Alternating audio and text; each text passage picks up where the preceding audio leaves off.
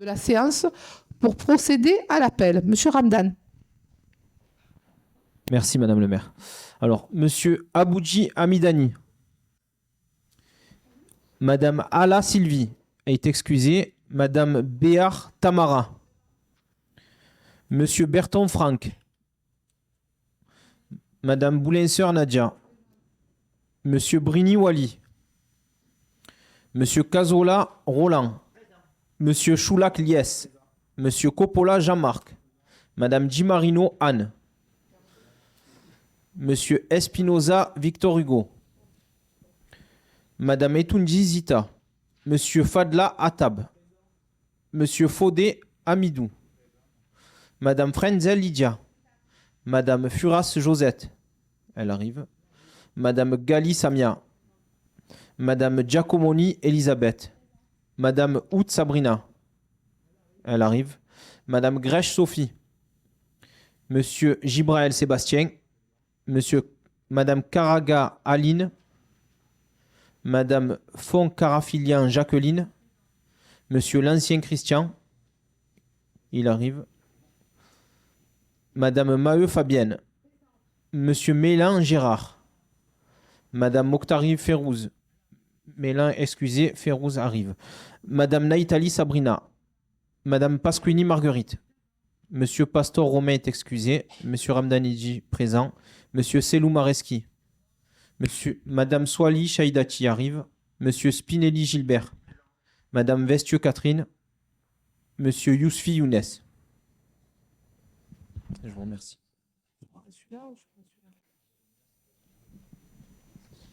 Merci, Monsieur Ramdan. Le quorum étant atteint, le Conseil peut commencer. Mais avant de commencer le Conseil, je souhaiterais qu'on observe une minute de silence suite aux événements qui ont frappé durement Marseille, dans le 5e arrondissement de Marseille, rue Tivoli. Je souhaiterais que nous observions en mémoire, malheureusement, des défunts, puisque nous pensions jusqu'à la dernière minute que nous pourrions avoir des rescapés de ce terrible accident suite à une explosion de gaz. Donc, je souhaiterais que nous observions une minute de silence et une pensée, bien évidemment, pour les familles endeuillées.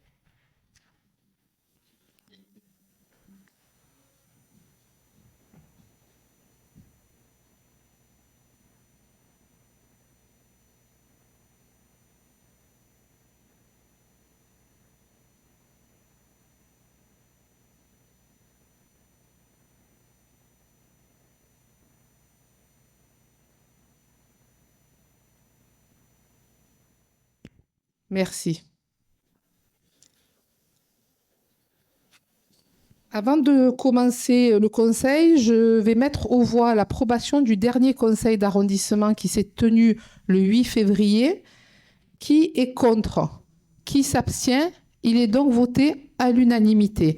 Alors, Madame Gali, je crois que vous avez demandé de rapporter vos rapports, de présenter vos rapports, car vous êtes attendue à l'hôtel de ville. Donc, très bien, présentez vos rapports, Madame Gali. Merci, Madame la maire.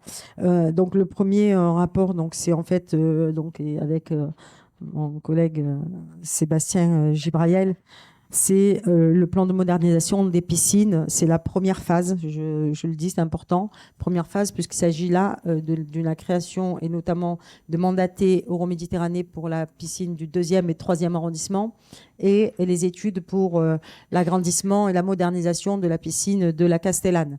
Il y aura la deuxième phase qui viendra, qui sera la piscine nord et la piscine de Lumini, tout ça cher au cœur de Sébastien qui va pouvoir faire nager plein de petits Marseillais, petites Marseillaises et petits Marseillais, et même pas que petits d'ailleurs, hein, pour tous les âges.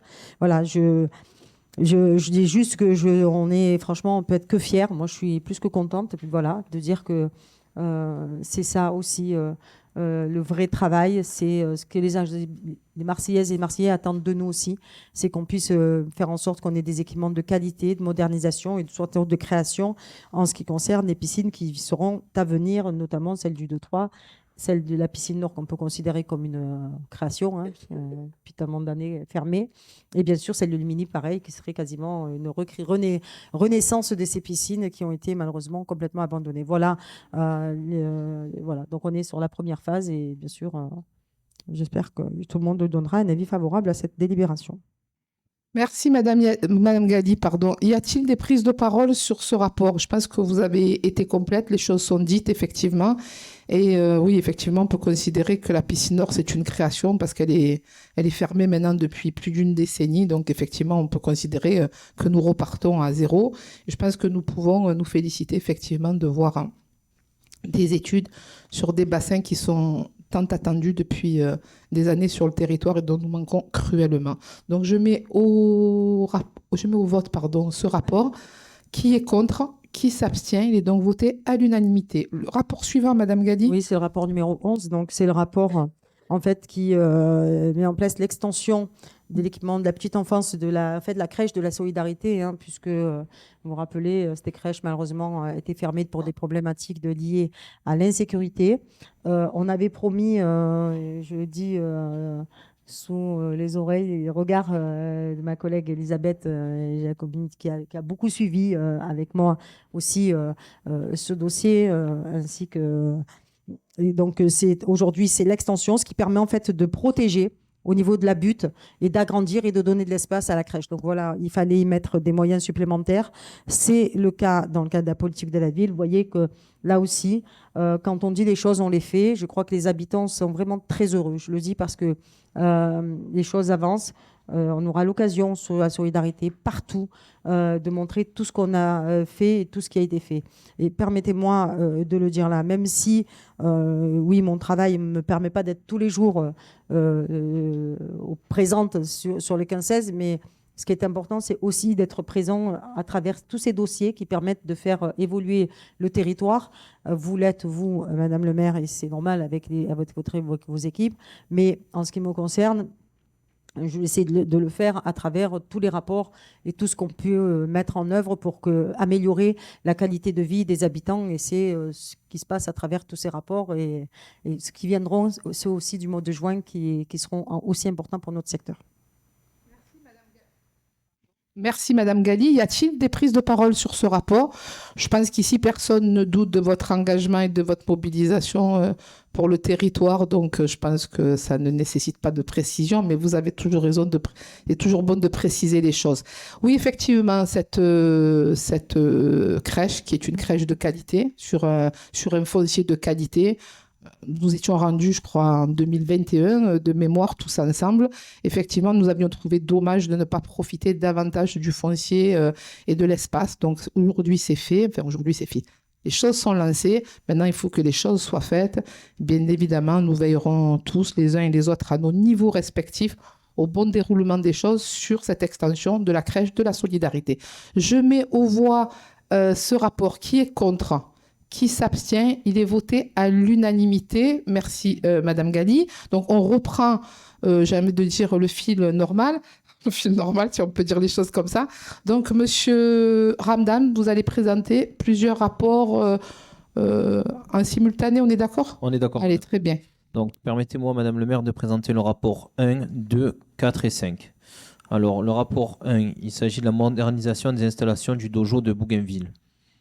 Approbation de l'augmentation de l'affectation et d'autorisation de programme. Le rapport numéro 2, c'est la modernisation des installations du plateau sportif d'Anjou. Approbation d'affectation et d'autorisation de programme. Donc sur la modernisation, M. Gibrel a fait déjà un travail assez important de modernisation. On va le continuer à ses côtés en faisant un gazon synthétique comme on s'y était engagé auprès des structures qui l'occupent pour avoir un véritable lieu sportif juste à côté, pas très loin de la mairie du 15-16 et la Cabucelle en a grandement besoin. Je veux remercier tout le monde pour cela. Le rapport numéro 4, il s'agit de la modernisation du stade de l'Ermitage. Le stade de l'Ermitage, on en avait parlé en début de mandat, peut-être que M. Gibrel va en parler un petit peu plus, mais je suis vraiment heureux que ce stade puisse se faire, puisque comme vous le savez, je l'avais déjà dit, c'était le stade où je jouais quand j'étais débutant, quand j'avais 5-6 ans. Il n'avait jamais été rénové depuis.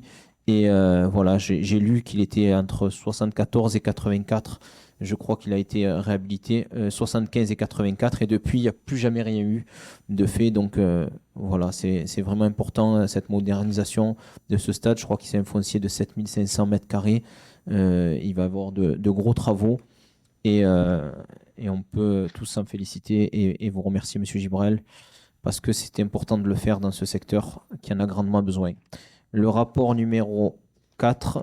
Le rapport numéro 5, il s'agit d'attribution aux subventions. Il s'agit de la deuxième répartition 2023 et approbation de convention au budget primitif 2023, Madame le maire. Merci, Monsieur Ramdan. Monsieur Gibrayel, vous souhaitez intervenir? Allez-y, je vous en prie. Merci, Madame le maire. Mes chers collègues, cher Eddy Ramdan. C'est encore une fois un conseil d'arrondissement qui démontre la volonté de la mairie de Marseille de s'investir dans nos quartiers. Eddy l'a expliqué sur le plateau d'Anjou. Pour bien le situer, c'est dans le quartier de la Cabucelle, un quartier qui a été encore une fois oublié en matière sportive. Des écoles sont autour, des collèges sont autour, des associations sont aussi dans ce quartier. Et cet équipement sportif qui était pour moi une ruine, était quand même utilisé par les associations, par tout le monde, mais dans des conditions inadmissibles. Et donc on a décidé dans un premier temps de rénover la première partie du plateau d'Anjou avec l'association Faites le Mur. Madame le maire, vous y étiez pour l'inauguration, avec Yannick Noah. Et puis on s'était dit avec Eddy Ramdan qu'il était important de continuer de rénover ce plateau sportif. Et donc la mairie de secteur a décidé aussi de réaliser un terrain synthétique de football. Et puis, dans la programmation des 10 terrains de basket que nous avons programmés sur l'année 2023, eh bien, il y aura la rénovation du terrain de basket du plateau d'Anjou. Ça veut dire que d'une ruine, on en transforme un véritable équipement sportif de qualité et qui pourra répondre vraiment à un besoin. Sur le stade de l'Ermitage, là aussi, équipement... quand vous rentrez de l'autoroute, que vous passez le tunnel après l'hôpital Nord, et que Jean Moulin, et qu'on arrive et qu'on voit sur la droite ce stade, cette ruine aussi, cet équipement inadmissible de le voir dans cet état, eh bien voilà l'image sportive qu'on donne aux Marseillais et même aux touristes qui viennent dans notre ville. Alors, pas pour les touristes, mais pour les habitants de ces quartiers, pour les collégiennes du collège Jean Moulin, pour les associations de Saint-Louis, pour les associations de la Viste, pour les gens aussi de Caliste, pour les gens des Égalades, eh bien, on a décidé de le refaire, ce stade. On en a parlé avec Eddy Ramdan. Dans un premier temps, nous avons déjà refait le gymnase, qui a été entièrement refait, le parquet, l'éclairage, les vestiaires. Deuxième temps, on a lancé les terrains de basket en plein air, qui sont maintenant en travaux dans quelques jours, ils vont démarrer. Et donc, comme on le veut dans tous les secteurs de notre ville, c'est qu'on veut transformer ces équipements en véritables complexes sportifs. Et donc, il y aura une pelouse synthétique de dernière génération qui permettra à des clubs de nos quartiers, qui permettra à nos écoliers et à nos collégiens de pratiquer du sport dans de bonnes conditions.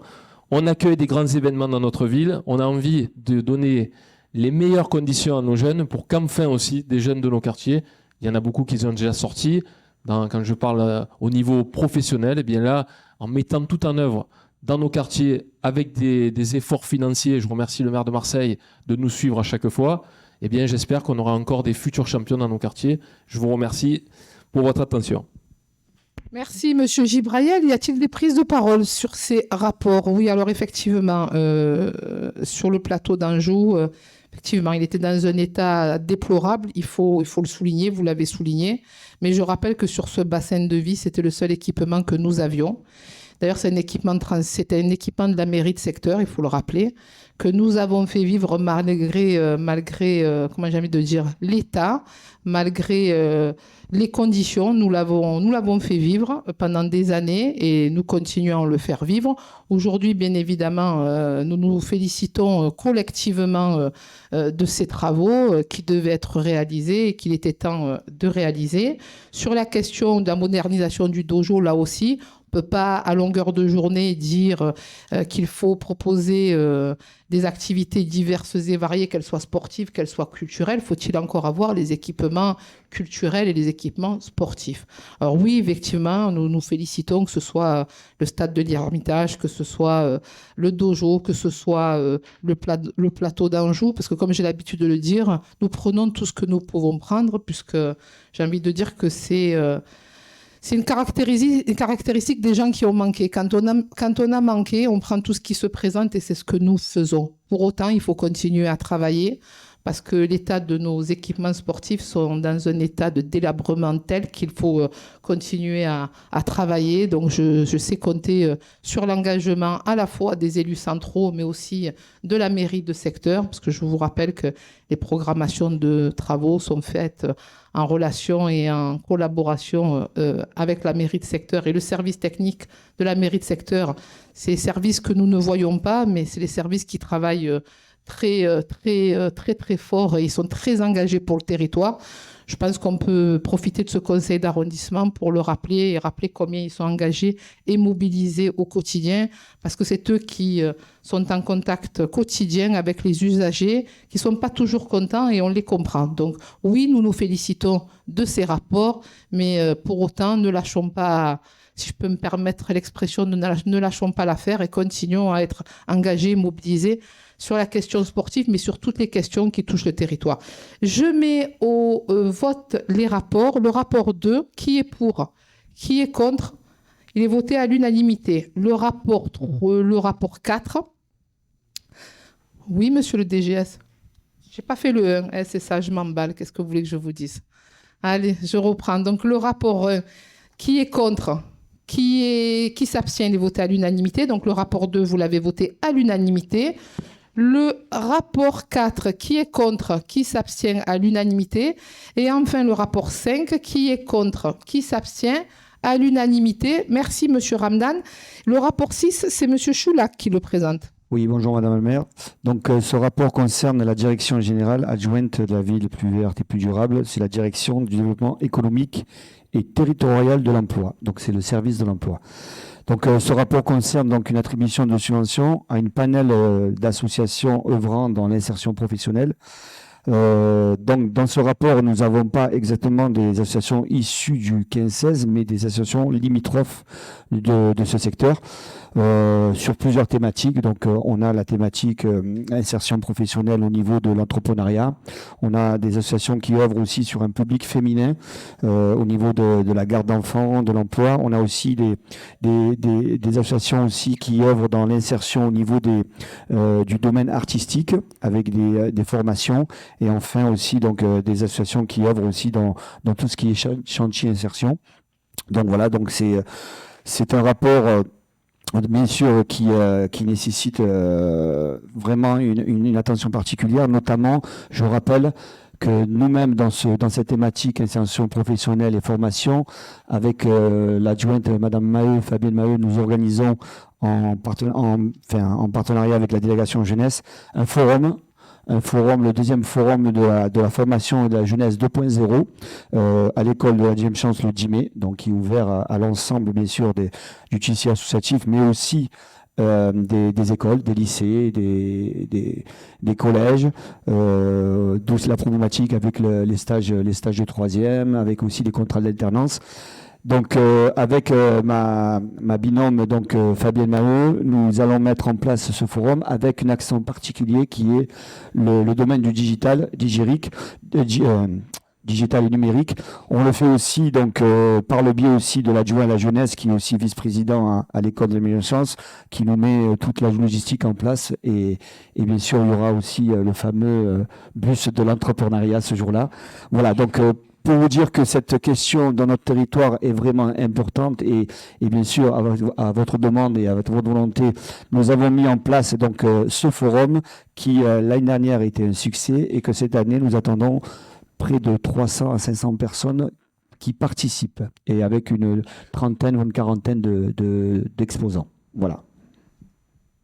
Monsieur Choulac, merci pour la présentation de ce rapport. Y a-t-il des prises de parole sur ce rapport? Non. Oui, bon, effectivement, je vous demande de voter favorablement ce rapport concernant les associations qui œuvrent en direction de l'insertion professionnelle. Pour autant, vous avez raison, monsieur Choulac, d'avoir rappelé que nous, ici en mairie de secteur, nous sommes aussi à l'initiative d'un certain nombre de dispositifs, notamment le forum de la formation qui se tiendra le 10 mai à l'école de la deuxième chance. On a renoué une collaboration avec l'école de la deuxième chance, ce qui n'était pas le cas pendant de très très longues années, il faut le souligner. Mais je pense aussi que la configuration, elle a changé. Et Lydia, qui a siégé pendant très longtemps avec moi ici au conseil d'arrondissement, sait combien des fois j'étais très très dure à l'endroit de certains organismes comme l'école de la deuxième chance. Aujourd'hui, les choses ont changé, elles vont plutôt dans le bon sens. Vous parlez d'exposants, mais bon, donc des entreprises. Donc l'année dernière, nous avons permis notamment à des étudiants qui ne pouvaient pas poursuivre leurs études en alternance par défaut d'employeurs. Donc, on a pu créer ces connexions avec des employeurs, des entreprises. J'espère que, c'était un succès l'année dernière. Là, vraisemblablement, on est monté en gamme et en capacité. Voilà, donc le maître mot ici, vous l'avez bien compris, c'est effectivement d'avancer, mais pour autant ne pas se reposer sur nos lauriers et continuer à avancer sur les différentes problématiques qui touchent les habitants du territoire. Je mets aux voix ce rapport, donc le rapport 6, qui est contre, qui s'abstient, il est voté à l'unanimité. Le rapport 7, c'est Madame Naïtali qui le présente. Bonjour à toutes et à tous. Madame le maire, je présente le rapport numéro 7. Ce rapport est porté par la Direction générale adjointe la ville du temps libre, direction de la culture.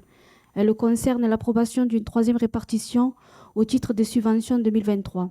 Approbation des conventions de subventionnement conclues entre la ville de Marseille et diverses associations. Approbation de l'affectation d'autorisation de programme. Approbation d'une convention de financement entre la ville de Marseille et Interne-Externe. Attribution d'une subvention d'investissement secteur musique. Dans ce rapport sont approuvées les 50 conventions en troisième répartition au titre des subventions 2023 aux associations culturelles conventionnées, dont 6 nommées dans le 15-16. Agence de voyage, à l'Estac pour un montant de 10 000 euros, Ex Nihilo pour un montant de 35 000 euros, Générique Vapeur aux Arts de la Rue pour un montant de 90 000 euros, Carwan aux Égalades pour un montant de 25 000 euros, le Zaparar à 22 500 euros, Sud Culture pour un montant de 12 000 euros. Est attribuée également une subvention d'investissement de 152 420 euros à Interne-Externe. Est approuvée l'affectation de l'autorisation de programme Mission culturelle 2023 à hauteur de 562 000 euros. Je vous propose de voter favorablement ce rapport, s'il vous plaît. Merci. Merci, Madame Naïtali. Monsieur Coppola, peut-être un petit mot? Vous voyez, je force la main, en fait. Je n'ai pas grand-chose à rajouter. C'est effectivement c'est une série de subventions pour des associations culturelles. Il y en a 5 qui sont concernées. Elles sont toutes quasiment, toutes même, à la Cité des Arts de la Rue qui voit un certain dynamisme. D'abord parce que cette cité s'ouvre de plus en plus sur le quartier. Et les recrutements des 2 directeurs lieux publics, Alexis Nice et puis, j'ai perdu son nom pour la FEAR, ont été recrutés justement avec comme mission, c'est bien entendu pas la seule, mais d'être en phase avec les orientations de la politique culturelle de notre ville. Et parmi les orientations, il y a effectivement de travailler avec les Marseillais et Marseillais, de travailler les publics qui sont éloignés, de travailler l'éducation artistique et culturelle, surtout sur les tranches d'âge dont nous avons la compétence, c'est-à-dire de 0 à 11 ans. 0 parce que ça commence en crèche, et puis ensuite on a le premier degré. Et donc voilà, si vous voulez que je rajoute quelque chose, je dirais que dans la période, certes un peu dramatique, alors il y a plusieurs drames, pas que la rue de Tivoli, on est en même temps un petit peu à contre-courant d'une tendance nationale qui fait qu'avec l'inflation et puis l'augmentation du coût d'énergie, l'écosystème culturel se porte plutôt bien, puisque on a rouvert le Théâtre de l'Anche, même si ce n'est pas effectivement dans le secteur, mais c'est Maison des artistes, et puis le musée d'art contemporain qui est un véritable succès. Et j'invite bien entendu tout le monde de tout âge à y aller, puisqu'il y a de la médiation, il y a des ateliers pour les tout petits, et c'est assez intéressant. Je note avec beaucoup de satisfaction d'ailleurs qu'on n'a plus cette analyse en disant tant d'associations qui sont concernées dans les subventions ici dans le 15-16 avec tel montant, etc. Parce qu'effectivement, on peut avoir des associations dont le siège est ici dans le secteur, mais qui peuvent avoir une activité ailleurs. Et à l'inverse, on a beaucoup d'associations dont le siège est par exemple souvent en centre-ville, mais qui ont une activité qui rayonne sur tout le territoire. Cela dit, je note avec beaucoup de satisfaction le dynamisme qui est prévu dans les projets, dans les actions culturelles de l'été prochain. Je pense à Jazz des 5 continents, qui ouvre d'ailleurs le festival ici même, au théâtre de la Sucrière. Des propositions, j'ai vu, sont en cogitation, que ce soit au niveau du cinéma, que ce soit au niveau de la musique classique. Donc, non, mais c'est très très bien pour ces quartiers, surtout pour la population et les plus jeunes, parce que c'est aussi comme ça. Alors, ça peut paraître éloigné de comment on lutte contre les trafics, etc. Mais plus l'action culturelle, plus la culture dans le sens émancipation humaine, eh bien, aura des moyens justement d'ouvrir les esprits, de s'ouvrir aux autres, et donc de permettre l'épanouissement de toutes et de tous. Et plus on luttera aussi, mieux on luttera en tout cas contre tous les maux de notre société. Merci, Monsieur Coppola. Y a-t-il des prises de parole sur ce rapport? Oui, effectivement. Alors, bien évidemment, nous allons voter favorablement cette attribution de subvention d'investissement. Mais oui, vous avez raison de le rappeler. Aujourd'hui, j'ai envie de dire que je vais dire la même chose que ce que j'ai dit il y a quelques années sur l'école de la deuxième chance. Je trouvais qu'effectivement, c'est des structures qui n'étaient pas ouvertes sur le territoire et je l'ai regretté, je le dénonçais. Vous vous en souvenez voilà, Madame Frenzel, mais Monsieur Coppola s'en souvient certainement et d'autres. Aujourd'hui, ça n'est plus le cas. On a pu avoir, notamment l'année dernière, une très belle programmation culturelle en collaboration avec la Cité des Arts de la Rue et d'autres structures du territoire. Oui, effectivement, je pense que nous pouvons nous féliciter de l'ouverture du Festival du Jazz des 5 continents ici dans le nord de la ville, parce qu'on nous a pendant très longtemps rappelé, squeezé, vous avez raison, Madame Pasquini, mais surtout nous ramener en disant que ce n'étaient pas des activités qui trouveraient l'adhésion du public, ce qui est faux, ce qui est complètement faux. Donc, juste rappeler que sur l'ouverture du Festival du Jazz des 5 continents, la billetterie est déjà ouverte et vraisemblablement, on n'est pas loin d'être plein, hein, mais je pense qu'on sera plein très très vite, ce qui veut dire que quand nous proposons des activités culturelles de qualité comme c'est le cas, les habitants s'approprient ce type de dispositif parce que ici aussi, dans le 15-16, nous aimons le jazz, nous aimons le théâtre, nous aimons aussi ce type d'activités qui nous ont été interdites pendant très longtemps. Alors oui, je pense qu'effectivement, nous pouvons nous féliciter de tout ce qui se fait, de toutes ces collaborations, de toutes ces connexions que nous arrivons à créer sur le territoire. Je rappelle que le Jazz des 5 continents, c'est le 8 juillet, que ce sera au Théâtre de la Sucrière. Et je crois qu'on n'est pas loin d'avoir déjà fait le plein, hein, donc ce qui veut dire que voilà, ça fonctionne très très bien. Et je rappelle que donc la billetterie, elle est ouverte et elle est gratuite. Voilà, il est bon de le rappeler. Donc l'entrée est gratuite et c'est effectivement, vous avez raison, Monsieur Coppola. Alors on réglera peut-être pas tout, mais quand on propose des activités, quand on donne des outils aux jeunes, effectivement, quand on les occupe, quand ils s'approprient ce type de dispositif. Ils ne sont pas happés par la rue parce qu'ils ne sont pas au bas des immeubles. Alors oui, continuons à travailler dans ce sens-là, que ce soit en matière culturelle, que ce soit en matière sportive, que ce soit aussi en termes d'animation les plus classiques, comme on peut le faire au Parc Biou. Donc, quand on propose des actions de qualité, quand il n'y a pas de frein financier, parce que le frein financier, il est aussi central dans ces quartiers populaires de Marseille, les habitants s'approprient ces dispositifs. Donc, continuons à travailler de cette manière-là, en collaboration avec les élus centraux, avec les élus de la mairie de secteur et avec tous les partenaires que nous avons sur le territoire, qu'ils soient culturels ou sportifs. Donc, je mets aux voix ce rapport. Qui est contre ?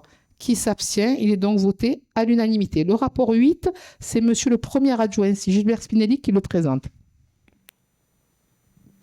Merci Madame le maire. Mes chers collègues, il s'agit de statuer donc sur ce rapport qui vient dans le programme qui s'intitule Une ville plus juste, plus sûre et plus proche. Et il s'agit de voter pour une attribution de subvention en première répartition 2023 en direction des familles. Ce montant global est de 6 350 € pour un versement vers quatre associations. Je vous demande de voter favorablement pour ce rapport. Merci, monsieur le premier adjoint. Des prises de parole sur ce rapport, je pense que vous avez été complet, ça n'appelle pas de commentaires des élus ni de moi. D'ailleurs, je le mets donc aux voix. Qui est contre? Qui s'abstient? Il est donc voté à l'unanimité. Le rapport 9, c'est encore le premier adjoint. Oui, remercie Madame le maire. Mes chers collègues, il s'agit là donc de voter une attribution de subvention, cette fois-ci en direction des associations d'intérêt social. Il y a 6 associations qui sont citées et pour un montant de 13 250 €. Je vous demande de voter favorablement pour ce rapport. Certainement, monsieur le premier adjoint. Y a-t-il des prises de parole? Je le mets donc aux voix. Qui est contre? Qui s'abstient? Il est voté à l'unanimité. Le rapport 10, c'est Marguerite Pasquini qui le présente. Comme c'est Vous bien l'avez dit, fait à la Corse. vous l'avez fait à la Corse, Madame le maire. Mesdames, Messieurs, chers collègues, il s'agit d'approuver dans le cadre d'une première répartition 2023 des attributions de subventions à des associations qui œuvrent en faveur des seniors résidant dans notre cité en s'investissant dans des domaines variés tels que les actions d'accompagnement des seniors en situation de fragilité, les projets socio-sportifs en faveur des moins jeunes, les projets visant à favoriser l'intergénérationnel, le soutien moral aux familles hospitalisées par des visites ou des activités adaptées, l'aide et l'accès au numérique. Dans notre secteur sont concernées 2 associations. Alors, pour un montant de 2000, c'est l'association Art, Théâtre et Claquettes, compagnie Philippe Jacques Jagot, excusez-moi, qui est dans le 15e, à la traverse de la Michel.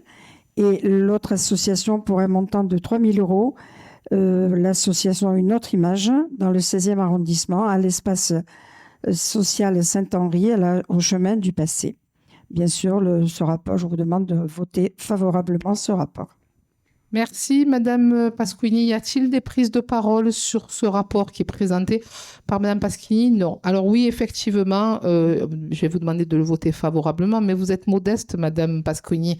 Vous devriez rappeler toutes les actions que nous menons, nous, mairie de secteur, en direction des seniors, et notamment l'action qui s'est déroulée sur la MMA, la Calade, pardon, c'est bien ça, il y a une quinzaine de jours pour justement, notamment les seniors qui ont du mal à aller vers les soignants, qui ont du mal à se déplacer. On a fait venir les soignants, et notamment sur le dépistage du diabète, sur la question du cholestérol, de l'hypertension, la vue, l'audition, et c'est... Exactement, en partenariat avec la mutualité française, qui effectivement, le public était présent, nombreux sur la Calade. C'est une opération que nous continuerons et que nous renouvellerons. Et parallèlement, nous continuons à œuvrer en direction de nos seniors sur la question de l'animation, sur la question de la gym mémoire, sur la question du cyberespace avec l'initiation à l'informatique, parce qu'aujourd'hui, les mamies, les papis, ils communiquent avec leurs petits-enfants, avec leurs enfants qui n'habitent pas forcément Marseille, via les réseaux sociaux, via les boîtes internet, les boîtes mail, excusez-moi. Et nous essayons effectivement de leur permettre de maîtriser l'outil informatique. Et c'est toutes les actions que nous menons sous votre houlette et celle de Madame Alla, notamment sur la question des animations que nous avons hebdomadairement. Et nous vous remercions, Madame Pasquini, pour le travail que vous accomplissez en direction de nos seniors. Sans oublier les formations avec notre bataillon des marins-pompiers au mois de mai sur les gestes qui sauvent, qui sont aussi aujourd'hui très importants pour nos seniors. Très bien. Vous voyez, il faut que je les pousse un peu, les élus. Après, du coup, ils présentent toutes les actions. Mais vous avez raison de le rappeler. Mais en tout cas, voilà, nous sommes au quotidien auprès de nos seniors. Et ça, je crois qu'ils l'apprécient pour les avoir rencontrés il y a une quinzaine de jours avec vous. Ils nous l'ont dit et ils l'apprécient parce que c'est important aussi de les accompagner dans cette tranche de vie où ils sont centrés sur eux-mêmes, à juste titre, puisqu'ils ont élevé leurs enfants, ils ont travaillé pour ceux qui ont travaillé, et nous avons besoin aussi de les accompagner dans cette tranche de vie qui doit être une tranche de vie agréable. Merci, Madame Pasquini. Je mets aux voix ce rapport. Qui est contre? Qui s'abstient? Il est donc voté à l'unanimité. Le rapport 11 a été voté. Donc, c'est le rapport 12 et c'est Madame Béard qui le présente.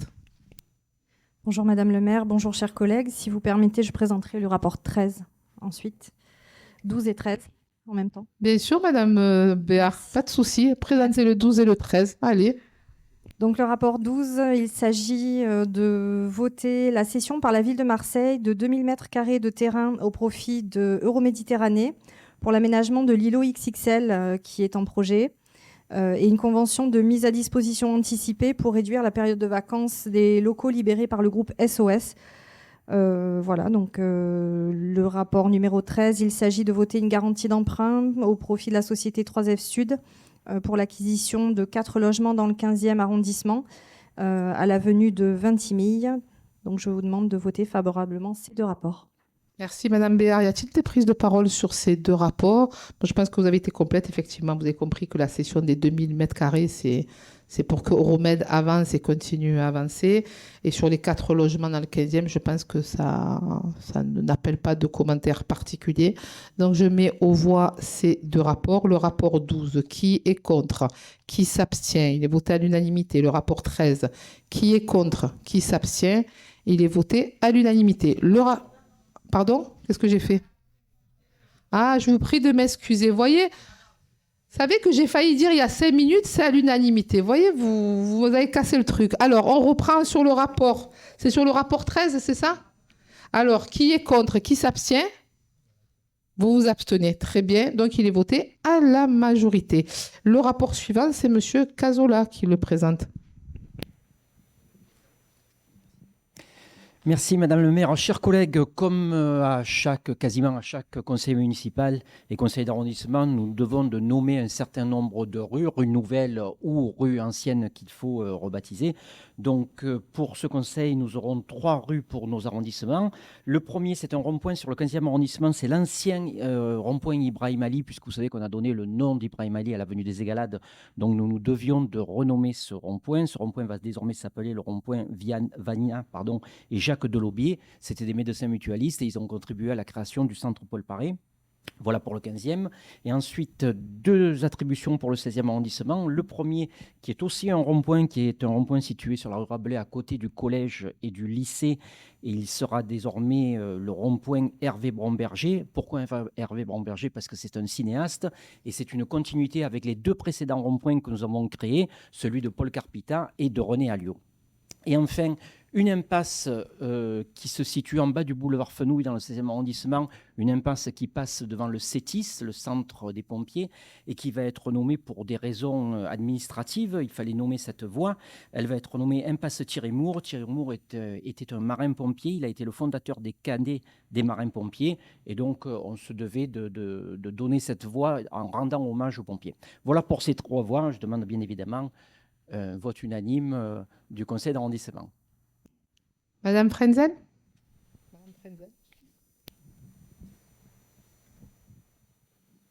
Oui, juste pour dire que je ne connais pas les 2 premiers, mais je connaissais très bien Thierry Moore. Thierry Moore qui a quand même développé les cadets, effectivement, et qui était un homme merveilleux, qui a fait des choses extraordinaires avec les enfants de nos quartiers. Il faut le savoir qu'un des premiers pompiers a été de la Savine, dans ses cadets. Et donc, c'est vrai que faire honneur à ce monsieur, parce que c'était un grand monsieur, et d'ailleurs, ça continue aujourd'hui, les cadets des marins-pompiers, je trouve que ce travail était magnifique, donc voilà, il fallait l'honorer, et c'est très bien qu'on le fasse. Merci, Madame Frenzel. Madame Maheu. Oui, je souscris tout à fait à ce que vient de dire Lydia. Les cadets, c'était pour les élèves de 3e des collèges REP+, de nos quartiers.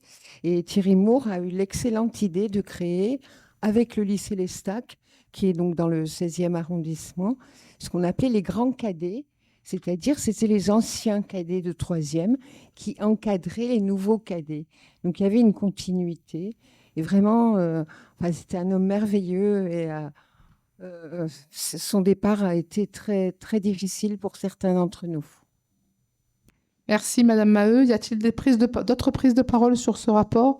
Oui, merci, Monsieur Cazzola, pour cette présentation. Merci pour le travail que vous faites à la Commission des dénominations des voix. Je sais combien vous êtes investi. Et effectivement, vous avez bien compris qu'aujourd'hui, c'est remettre du sens aussi sur cette dénomination des voix où, pendant très, très longtemps, ça a été un peu une chambre d'enregistrement, la Commission de la dénomination des voix. Là, vous voyez bien que, notamment sur la question du rond-point, où il y a un travail qui est fait pour être en cohérence avec le rond-point, effectivement, que nous avions inauguré il y a quelques années, Carpita.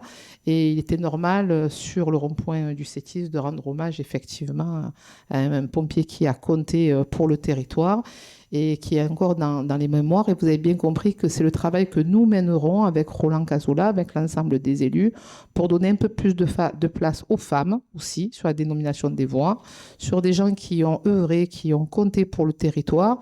Et je pense notamment aussi, il faut aussi donner une place aux habitants qui ont œuvré, qui sont aussi d'origine, qui font partie de l'immigration qui a compté sur le territoire. C'est important aussi de mettre aussi ces habitants issus de l'immigration qui ont compté sur le territoire, qui ont été très longtemps ignorés. Et bien évidemment, nous continuerons à faire en sorte qu'ils soient visibles, notamment sur les voies, sur les ronds-points, sur tout ce qui compte sur le territoire.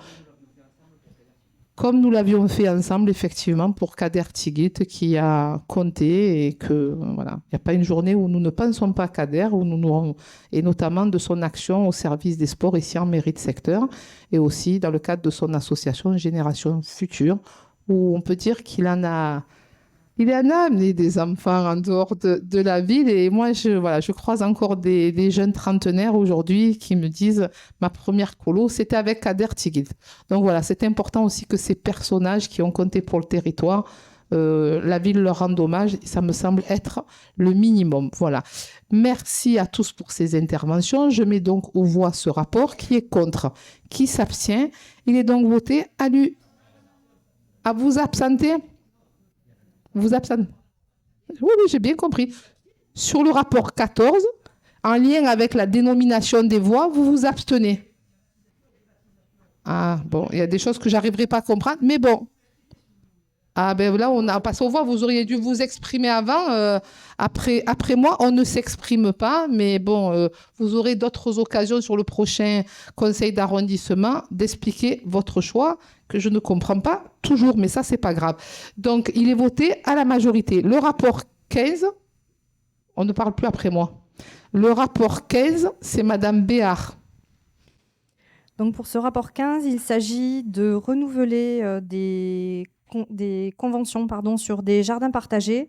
Sur le 15e, nous sommes concernés par le jardin partagé Le Belvédère au boulevard d'Hanoï, qui est un projet, qui est un vrai outil pédagogique pour l'éducation à l'environnement et au développement durable, mais qui est aussi un outil nourricier pour les habitants qui exploitent les jardins partagés.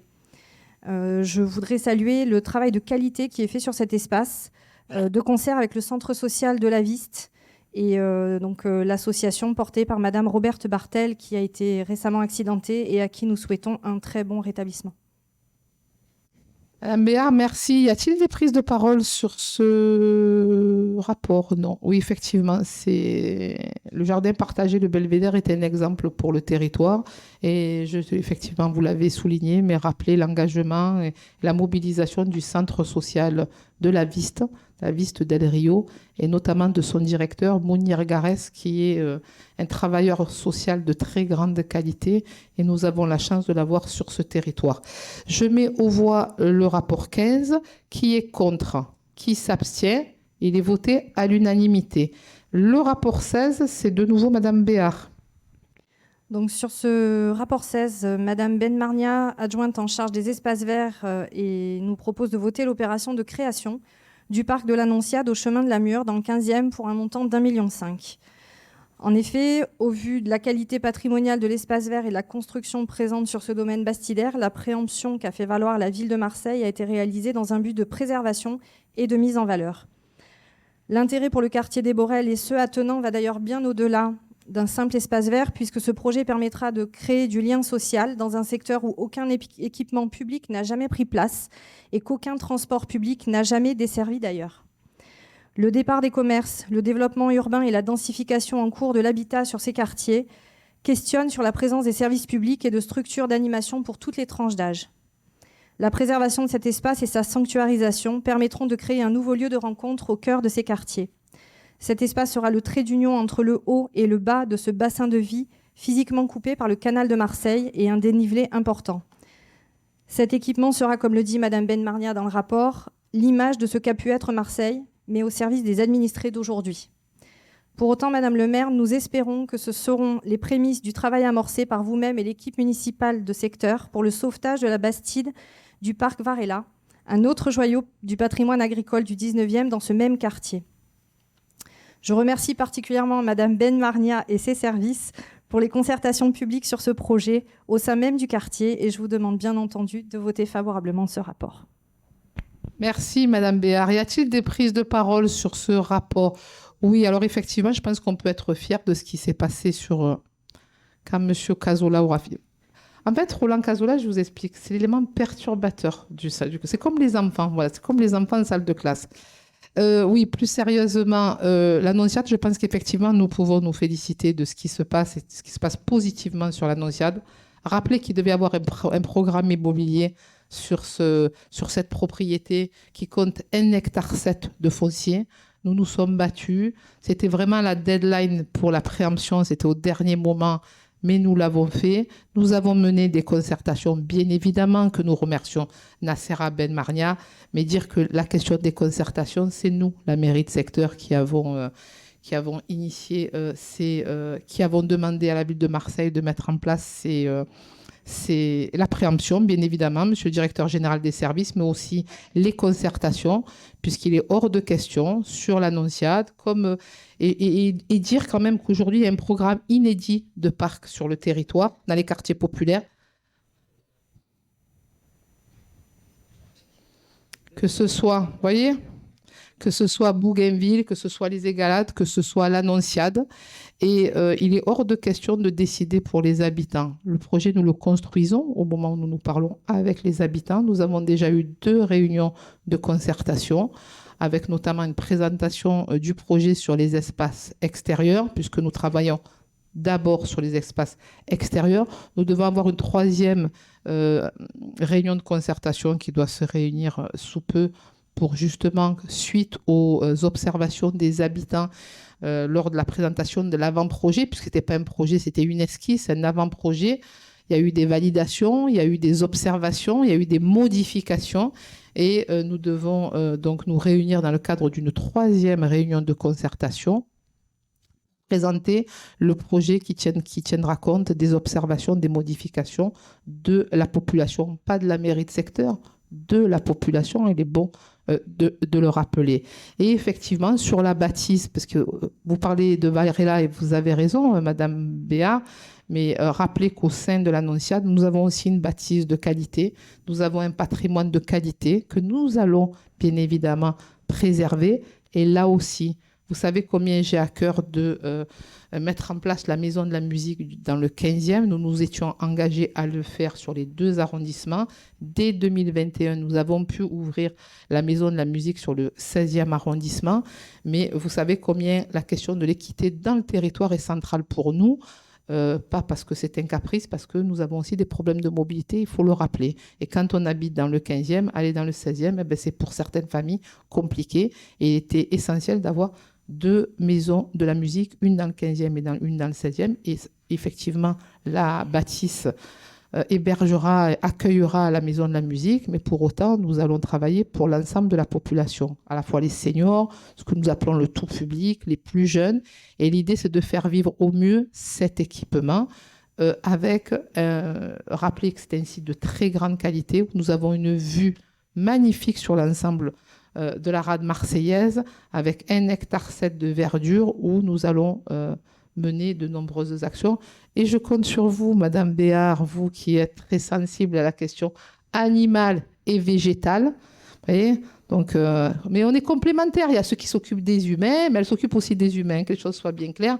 Mais la question végétale et animale, elle est centrale aussi pour Madame Béard. Et on a besoin d'avoir une Tamara Béard dans tous les conseils d'arrondissement, des conseils d'arrondissement. Et nous sommes ravis de l'avoir. Et bien évidemment, nous allons travailler aussi sur ces questions-là.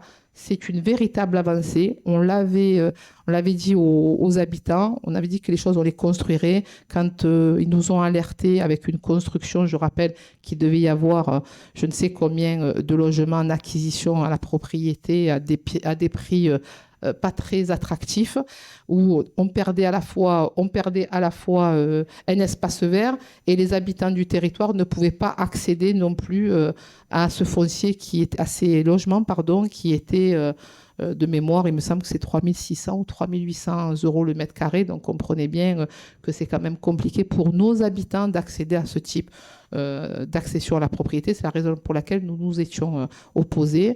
Donc aujourd'hui, on va avoir un beau parc de la Nonciade avec un véritable équipement culturel et d'animation au sein de ce parc. Et vous avez raison de le rappeler, il y a aussi la bâtisse Varela. La bâtisse Varela, nous sommes aussi en train de nous battre pour préserver ce patrimoine qui est un patrimoine de qualité. Vous savez qu'elle a été incendiée partiellement, puisque c'est essentiellement la toiture qui a été endommagée. Mais là aussi, avec Tamara, dans le cadre de sa délégation, savoir le cadre de vie, mais aussi l'ensemble des élus, nous travaillons à la préservation de ce patrimoine et nous le préserverons, ça c'est clair, parce que nous y arriverons, c'est l'objectif que nous nous sommes fixés ici, mais aussi il faut préserver le contenant et après il faut travailler le contenu. Et nous travaillons aussi le contenu sur la bâtisse Varela. Il y a une absence sur ce territoire de médecins, il y a une absence de services publics. Et là aussi, nous allons voir de quelle manière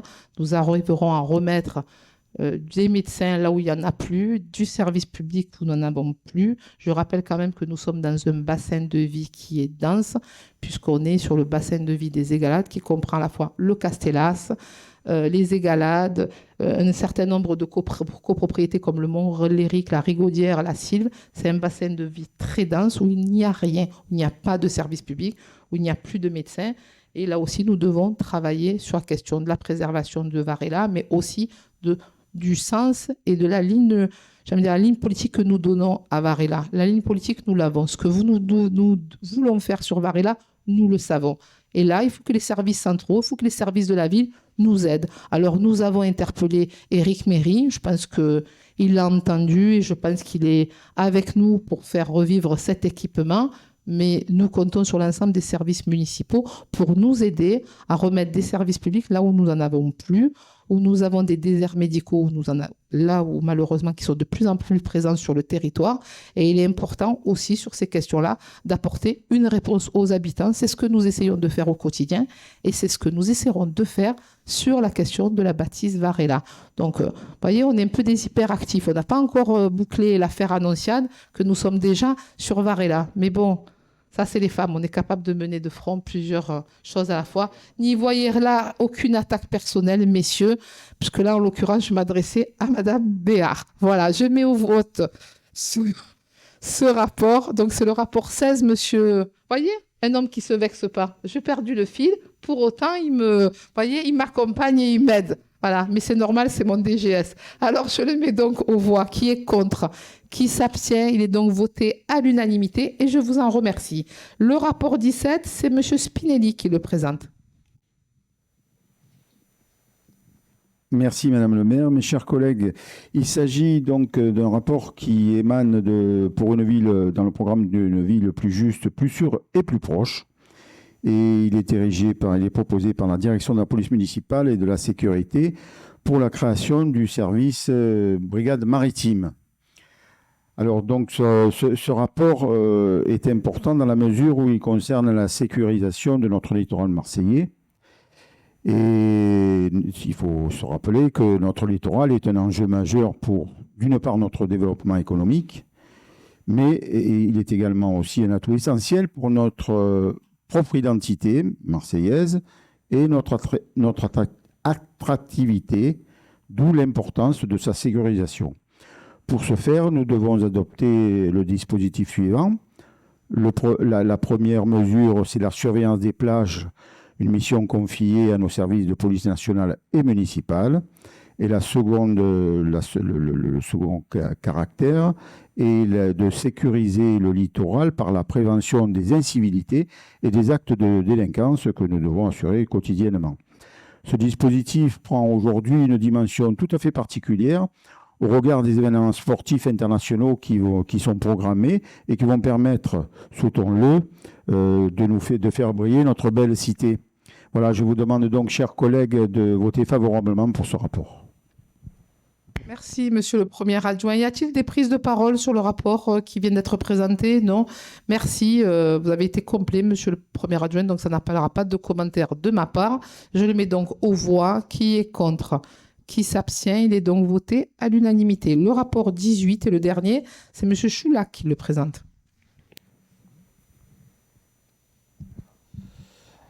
Oui, merci Madame la maire. Donc ce rapport, le dernier rapport, donc, concerne donc, la direction générale de la ville plus juste et plus sûre, de la direction de prévention de la protection. Donc nous votons des attributions de subventions pour des associations de médiation dans le secteur. Et en l'occurrence, donc, nous avons une panel d'acteurs de médiation sur ce secteur, l'association June, l'association ADAP 13 sur ce secteur et l'association AMS.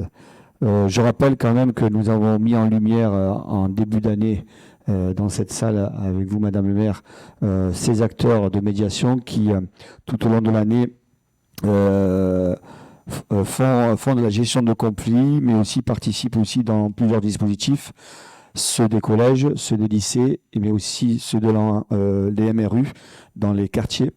Donc ces médiateurs, nous avons fait le choix avec vous, Madame le maire, pour une première fois dans les mairies de secteur, de mettre à l'honneur quand même le travail de ces médiateurs qui sont à la fois un public aussi en insertion professionnelle, ils sont en plein aussi cursus de formation et qui est aussi un boulot pour eux pour un tremplin. Donc je rappelle aussi vite fait que nous avons dans le même titre, nous avons mis en place le BAFA citoyen et nous travaillons avec ces acteurs pour aussi travailler dans notre secteur pour innover toujours, pour créer des médiateurs citoyens engagés. Voilà, donc bien sûr, nous votons favorablement, enfin, nous vous soumettons ce dossier et voilà. C'est monsieur Ramdan, c'est vrai, qui... Je clôture, donc c'est pour ça que je me suis permis. Vous n'aurez pas un bon point les trois, je vous le dis. Bon, plus sérieusement, oui, merci pour ce que vous faites. Hein.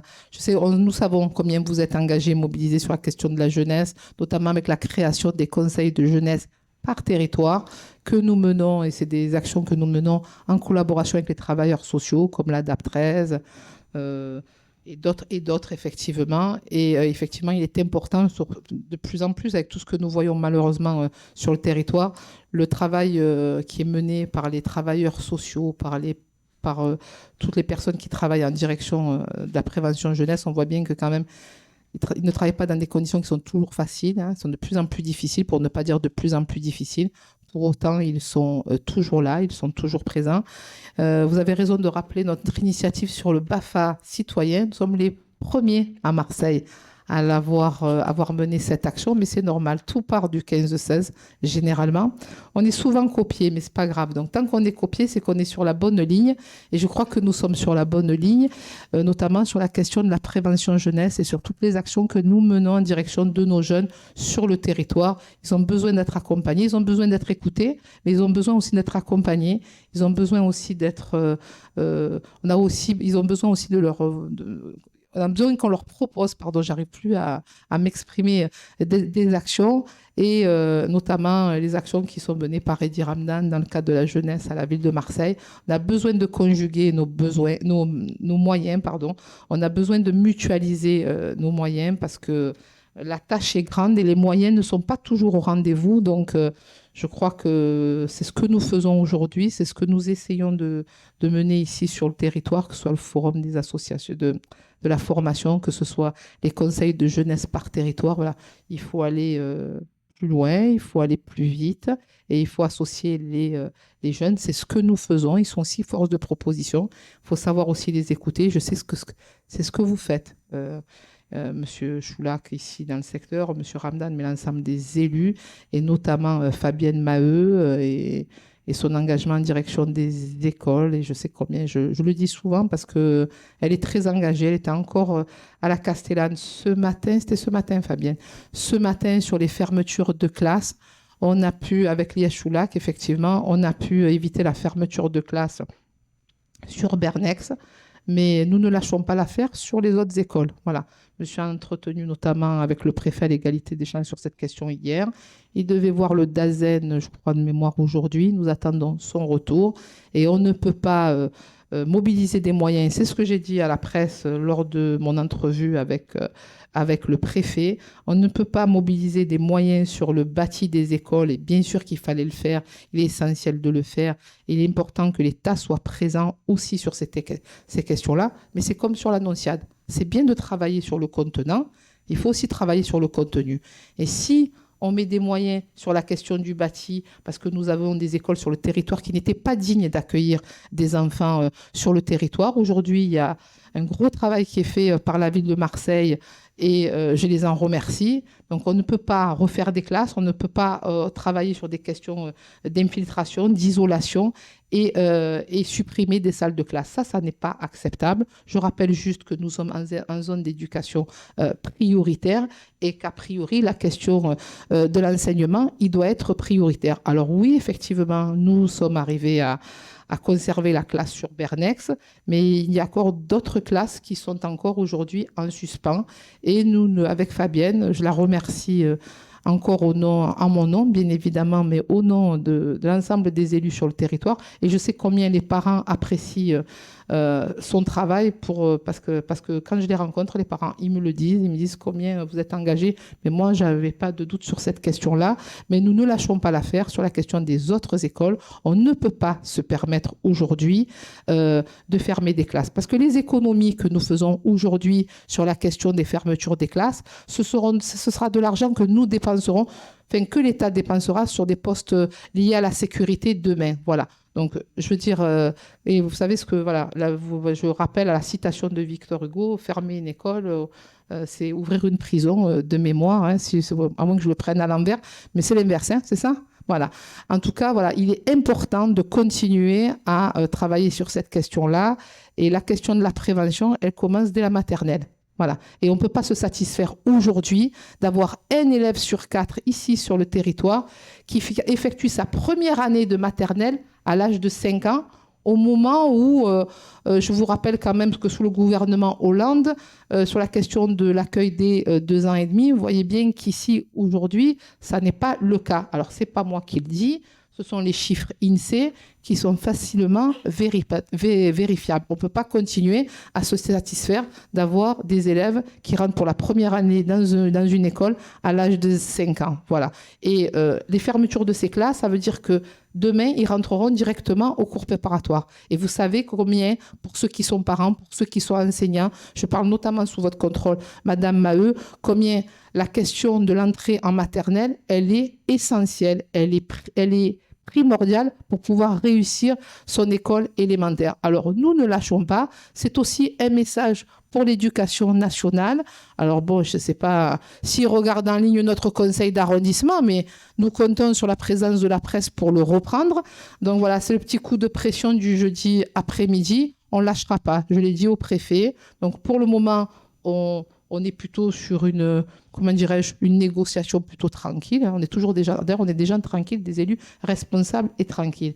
Mais s'il faut bloquer les écoles, nous les bloquerons avec les parents, avec les enseignants, avec les élus ici présents, sur l'ensemble des groupes scolaires où des menaces de fermeture de classe est annoncée par l'éducation nationale. Donc nous serons présents. Aujourd'hui, on est plutôt dans une négociation plutôt sympathique, c'est ce que j'ai dit au préfet à l'égalité des chances. Mais s'ils maintiennent ces fermetures des classes, à ce moment-là, nous nous mobiliserons, nous nous organiserons avec les parents d'élèves, avec les équipes pédagogiques pour bloquer les entrées des écoles. Ça nous rappellera notre jeunesse, Madame Maheu. Voilà. Donc, à bon entendeur, salut. Je mets pour autant ce rapport aux voix. Qui est contre? Qui s'abstient? Le Rassemblement national. Il est quand même voté à la majorité. Je crois que Monsieur Cazolà, il a une déclaration, il a un mot, il est resté sur sa fin. Donnez le micro à Monsieur Cazolà. Je ne voudrais pas qu'il nous fasse une jaunisse avant la fin de la journée. Tu crois pour la jaunisse? Je ne sais pas. Merci Madame le maire de me donner ce temps de parole en fin de conseil. En fait, ma prise de parole n'a quasiment rien à voir avec le conseil, mais c'était simplement pour avoir une pensée amicale, et je suppose que vous associerez avec moi comme l'ensemble du conseil d'arrondissement, une pensée amicale pour Olivier Fortin qui a été élu ce matin maire du 6e et 8e arrondissement. La tâche va être ardue, c'est pas à vous que je vais le dire. Voilà, c'était pour lui souhaiter bonne chance pour les 3 ans qui restent à faire dans cette mairie, c'est tout. Oui, bien sûr, et nous étions présents ce matin. Bien sûr, nous lui souhaitons du courage, de la force, mais je crois que de la force, elle en a, du courage pour la connaître un peu. Je sais combien elle en a aussi, et je sais qu'elle prendra à tâche et à cœur cette nouvelle mission, j'en suis convaincue. Et nous lui souhaitons bien évidemment beaucoup de succès, beaucoup de réussite dans le mandat qui est le sien. Et vous avez raison, maire de secteur, ça n'est pas toujours simple. Et moi, au bout de presque 3 ans, oui, je peux dire que ça n'est pas simple. Heureusement que j'ai du tempérament et du caractère à revendre. Et de bons élus, vous avez raison, parce que seul on va loin, mais ensemble on va plus loin. Et ce qui compte, c'est d'aller plus loin et le plus longtemps possible ensemble.